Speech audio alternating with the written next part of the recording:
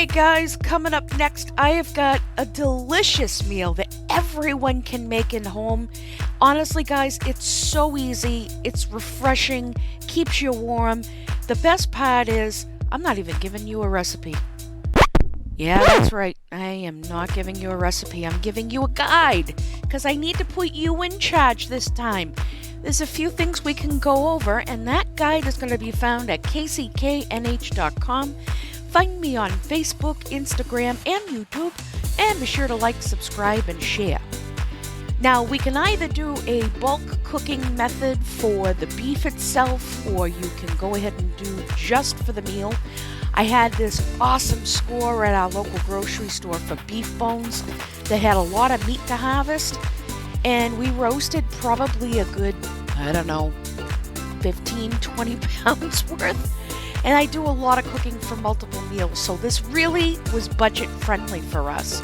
Some of these were used in making a homemade beef stock, which is what I did with this batch. But I also harvested the meat. I can actually use this towards some stews, make fast soups, and I actually had a whole bunch of this that I got to freeze for future meals, so I was wicked happy. So I'm just loading up my big-ass pot. Oh my God.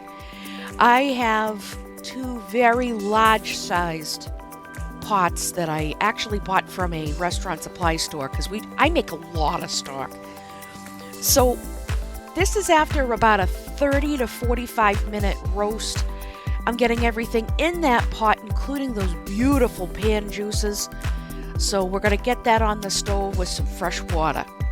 Now, if you're not crazy like me and you just want to do the evening meal, get yourself a roasting pan, and this is where we're going to start putting you in charge.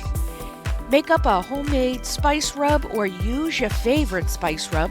Just be mindful of the amount of salt that's in that spice rub because we want to be careful about how far we take the seasoning. So I have this huge, my husband looks at it as a snack. Freaking guy. We're going to hit this with our spice rub on all sides, top, bottom, and side. It's okay if the bone is there. I don't worry about the fat on there because we're going to be doing a braising. Braising involves doing a sear, and then we're going to basically give it a nice little hot bath, and we're going to slow roast it in the oven on a low temp. Very easy to do, guys. You can pull this off. So into that pan, I actually have the ability to use that right on my stovetop. I have to be extra careful when I'm doing that way. And here from that beef stock I made, I've got some onions and I've got some beautiful chunks of garlic, but I don't have any seasoning in this, but we are still using the fat from the beef. A lot of flavor, guys, so please embrace it. So I'm gonna ladle enough stock into my pan so I can get it just barely covered. And I want you to slice up as many onions as you can fit in that pan. Try to keep it at the same height as the beef. And we're going to slow roast this for at least 2 hours on 250 degrees. So cover it with some foil, get it in the oven, and we're going to move on to the prep of the vegetables. So I'm doing enough for 4 people. Even though it's just my husband and I, we like to have leftovers for the next day. So the goal is to have about 1 cup's worth of vegetables. I prefer your typical stew vegetable choices. That's up to you. Again, you're in charge. So for us, I love the ability to use the heirloom carrots. They're nice and hearty. I got some zucchini here that I had left over. And we want to keep the cuts as consistent as possible. I can even keep the zucchini a little bit bigger than the carrots. And I just happen to have some green onion left over from another cook, so I was going to use up the last of that. And I do love what fresh parsley does. This is for the end when I garnish the plate. So I'm just taking a little bit. I don't need a whole lot, but we do want to have a few whole leaves, because I do love the way it looks on a plate when it's done and all plated up. And we want to do a fine chop on this small bunch. Up to you on how much you want to use for the parsley. In fact, you don't even have to use it, but it does give beautiful flavor and color to your plate. So just be careful, do a fine chop, gather it all together, chop again. I probably got about 3 or 4 tablespoons worth here that we actually used. So that's another element that you can take charge of. When you're done chopping that stuff up, put it into a little cup. And this is where you will need to make a decision if you want to saute your vegetables or if you want to wait for the last hour to cook that big beef chuck. So that's entirely up to you. I prefer to cook them separately myself. Now we're going to return to that roasting pan after 2 hours. I'm hitting it with about 8 ounces of red wine. And of course I added more onions. That's to your own liking. And now, because I prefer to saute my vegetables, I do not like mushy. Oh, dear God, if there was ever a texture issue, it would be that. I get my pan heated up with a little olive oil, about a tablespoon of butter, salt and pepper. Keep it simple.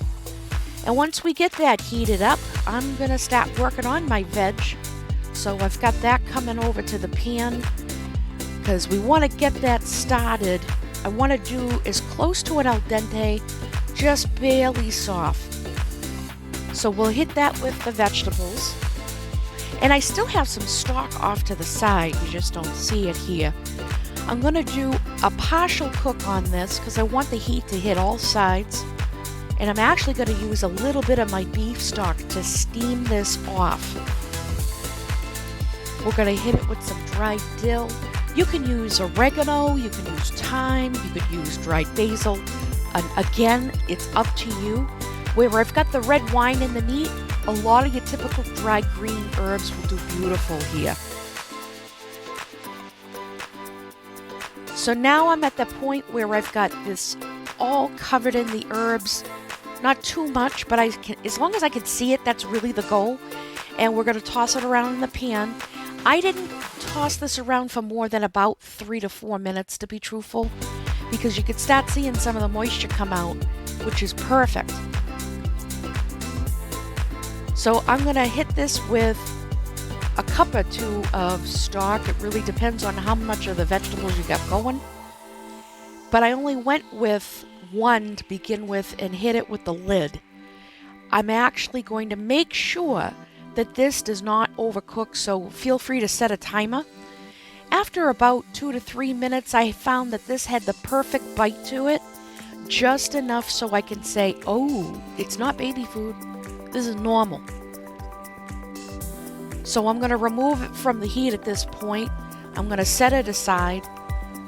And now we're going to work with polenta. Up to you on which type you want to use out there. Not my decision, it's up to you. Just go according to package directions. I prefer to use the same stock that I made for the rest of the meal. Just makes it easier.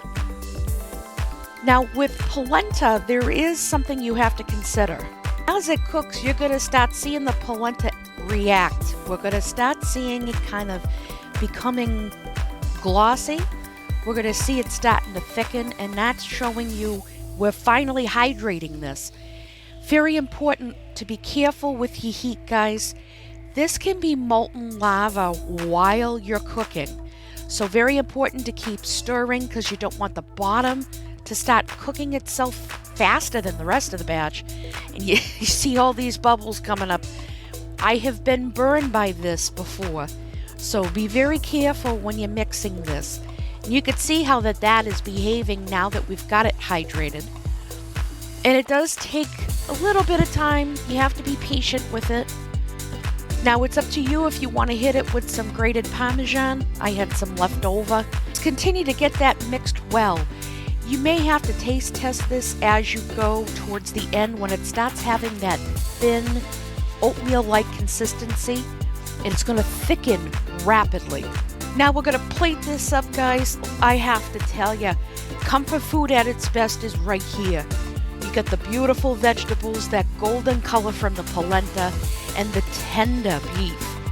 This all comes together in the most delicious way possible, And it's great for those Sunday nights when you're finally home with your family or you're struggling to feed a Goliath of a husband. Yeah, thank God we had no waste with this one. So be sure to like, subscribe, and share. If you need any help, you know where to reach me.